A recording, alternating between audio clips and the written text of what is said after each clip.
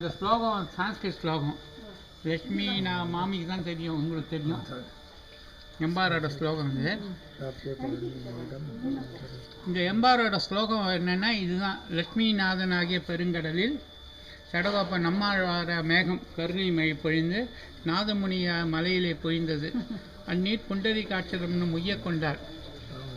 அந்த மணக்கால் நம்பி இரு அருவிகள் மூலம் ஆளவந்தாராகிய பேராற்றை அடைஞ்சு அதிலிருந்து பெரிய நம்பிகள் முதல் 5 ஆச்சாரியர்கள் கால்வாய்கள் வழியாக எதிராஜர் ராமானுஜன் என்ற பெரிய ஏரியை அடைந்து 74 ஆச்சாரியர்களை முதல்களாலே உயிர்களாக பயிர்களின் பொருட்டு விளங்குகிறது. ஆமாம், முதல்ல பழைய காலத்தில் பெருமாள் ஒருத்தரே இருந்தார். ஒன்றும் தேவும் உலகம் உயிரும் மற்றும் யாதுமிலா அன்று தேவர் உலகோடு உயிர் படைத்தான்னு ஆழ்வார் பாசுரம். ஆழ்வார் பாசனம் ஒன்றும் தேவும் உலகம் பழைய காலத்தில் நாராயணன் ஒத்தனே இருந்தார். அவர் எல்லாரையும் பார்த்துட்டு என்ன பண்ணுறது, ஒரு உய்யும் வழி என்னன்னு சொல்லிட்டு இருட்ட விளக்க மாதிரி வேதத்தையும் சாஸ்திரத்தையும் கொடுத்தார். அதுலேயும் தெரிந்தாதனால கணக்கில் இந்த குழந்தையை காப்பாற்ற தாய் குதிக்கிற மாதிரி தானே குதிச்சாராம். தானே குதித்து 10 அவதாரங்கள் எடுத்து பார்த்தார். அப்பவும் தெரிந்தாதனால மானை கொண்டு மானை பிடிக்கிற மாதிரி, யானை கொண்டு யானை பிடிக்கிற மாதிரி மனிதர்களாக சேதனைகளாக ஆச்சாரியம் ஆழ்வார்களையும் படைத்து நம்ம அப்போ நம்புவோம் இல்லையா. நமக்கு எதிராக ஒரு ஆச்சாரியம் நம்மள மாதிரி மனுஷன் தானே நம்புவோங்கிறதுக்காக ஆச்சாரியன் ஆழ்வார்களையும் படைத்தார். இது கூறத்தாழ்வார். ஒரு பொண்ணோட கஷ்டம் ஒரு பொண்ணுக்கு தான் தெரியுமா, சேதனோட கஷ்டம் ஆழ்வார் ஆச்சாரியம்.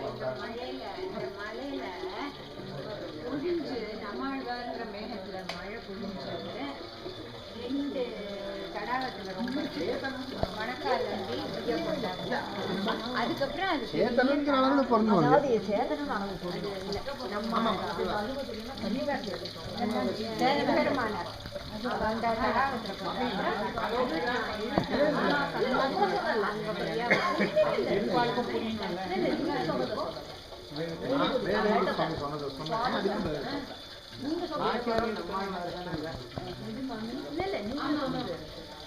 இது மாமி நீங்கள் இங்கே வாங்க, நான் சொல்லிடுறேன், அப்புறம் நம்ம நிதானமாக அனுபவிக்கலாம். கூறத்தாழ்வார் பொது தனியன். தினம் நம்ம சேவிக்கணும். இவா சேவிக்கும் போதோ ஆராதனம் பண்ணும்போதோ லக்ஷ்மிநாத எல்லாருக்கும் தெரிஞ்ச விஷயம் தான். ஆனால் நான் தோல்வியாக சொல்லிடுறேன். லக்ஷ்மிநாத சமாரம்பாம் நாதயாமன மத்தியமா அஸ்மதாச்சாரிய பரியந்தம் வந்தே குரு பரம்பரம். லக்ஷ்மிநாதங்கிற ஆரம்பத்தை வச்சு நாதமணி ஆள வந்தாங்கிற மத்தியமாக வச்சு இப்போ இருக்க ஆச்சாரியன் எங்களுக்கு ஆண்டவன் சுவாமிகள் சரிக்கட்டுங்க அவா பரியந்தம் இருக்க குரு பரம்பரையை வணங்குகிறோம் அப்படின்னு சொல்லிட்டு தான் நம்ம ஆரம்பிப்போம். சுவாமி தேசிகன் அதையே எண்ணுயை தந்தளித்து வரை சரணம் பொறுத்து ஆண் அடைவ அவர்கள் குருக்கள் நீரை வணங்கின்னு அங்கே கீழே மேலே கொண்டு வருவார். பின்னெல்லாம் பெரும்போது வந்தவர்கள் பெரிய நம்பி ஆள வந்தால் மணக்கால் நம்பி நன்னறி அவருக்கு தொய்ய கொண்டார் நாதமுனி சடகோப்பன். இது லீலா உபதியில்.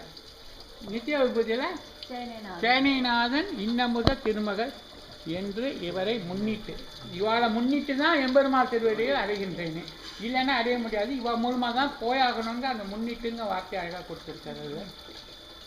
இது பார்க்கடலில் பெருமாள் இருக்கார்.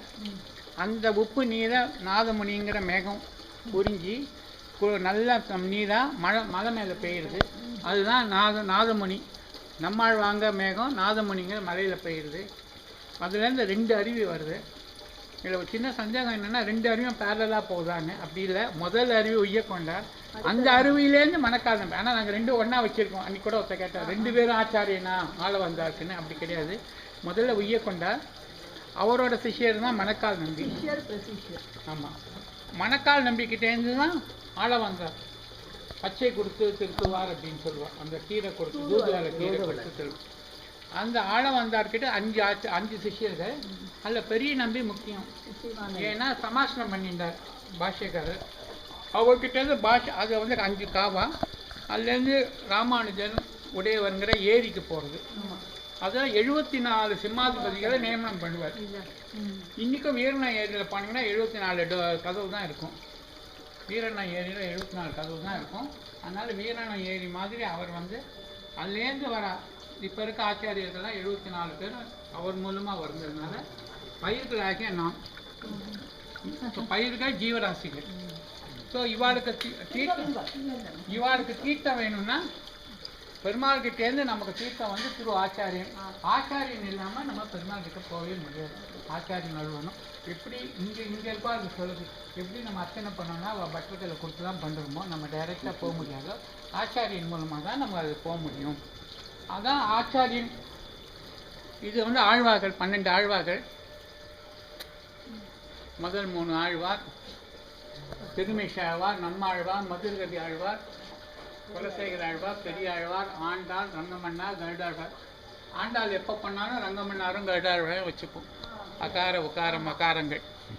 அவருடைய அப்பா அது கருடாழ்வார் தான் பெரியாழ்வார், ரங்கமன்னார். அப்புறம் தொண்டரெட்டி பொடியார், திருப்பாணத்தாழ்வார், குமுதவல்லி. எப்போவுமே திருமங்கை ஆழ்வார் இருக்கும்போது குமுதவல்லியும் கொடியை வச்சால் சொல்லி இது பண்ணுவோம்.